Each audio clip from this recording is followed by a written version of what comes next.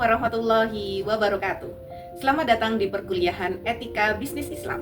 Sebelum kita terjun ke praktika, kita harus memahami worldview atau landasan epistemologis yang membedakan bisnis Islam dengan konvensional. Epistemologi adalah cabang filsafat yang membahas asal-muasal, sumber, struktur, metode, dan validitas pengetahuan. Dalam konteks etika bisnis, perbedaan epistemologis menentukan dari mana aturan main atau rules of the game. Epistemologis Islam bersumber pada wahyu atau Al-Quran dan Sunnah, serta akal yang terbimbing.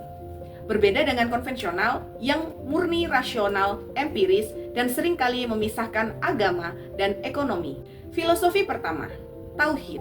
Tauhid adalah poros utama sebagaimana firman Allah dalam Quran Surat Al-An'am ayat 162. Qul inna sholati wa nusuki wa mahyaya wa mamati lillahi rabbil alamin. Dalam bisnis, berarti Allah adalah pemilik mutlak.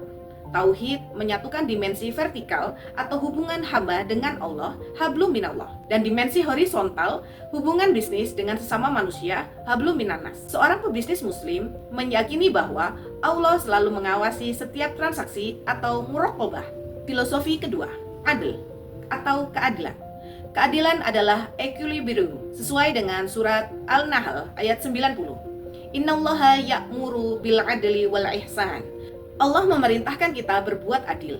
Bisnis Islam melarang kita pula untuk berbuat zolim atau menyakiti dan mazlum disakiti.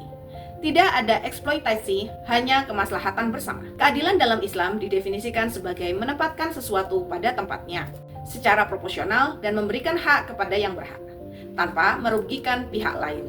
No harm. Keadilan dikombinasikan dengan ihsan, berbuat kebaikan melebihi kewajiban normatif.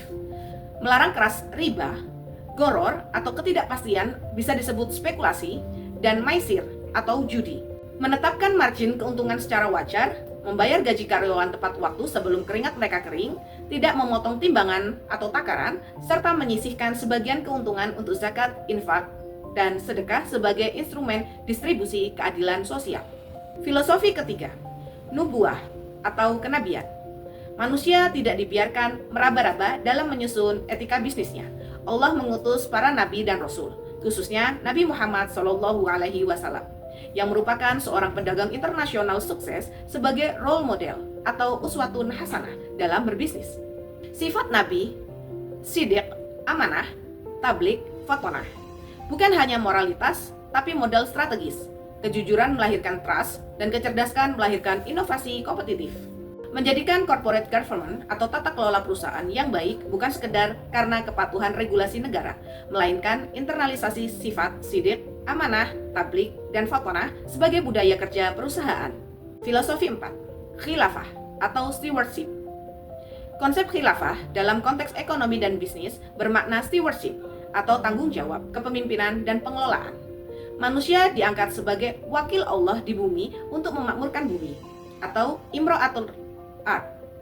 Manusia adalah wakil Allah di bumi sesuai dalam surat Al-Baqarah ayat 30. Ini ja'ilun fil ardi khalifah. Kita bukan pemilik, melainkan pengelola amanah sumber daya. Maka bisnis harus menjaga keberlanjutan alam dan sosial. Perbedaan global hari ini menunjukkan sistem konvensional terjebak dalam materialisme, sementara Islam menawarkan keberkahan atau barokah yang mencakup falah, kebahagiaan dunia akhirat. Etika bisnis Islam dan etika konvensional. Parameter etika bisnis Islam berdasarkan landasan tauhid, etika konvensional sekularisme. Etika bisnis Islam berdasarkan motivasi, bertujuan dunia dan akhirat, sedangkan etika konvensional bertujuan materialistik atau profit. Etika bisnis orientasinya adalah benefit dan keberkahan, sedangkan etika konvensional maximize shareholder wealth. Etika bisnis Islam, parameter sumber daya, yaitu amanah atau terbatas, sedangkan etika konvensional kepemilikan pribadi tanpa batas.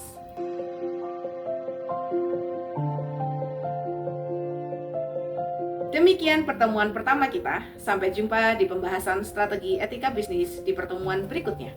Wassalamualaikum warahmatullahi wabarakatuh.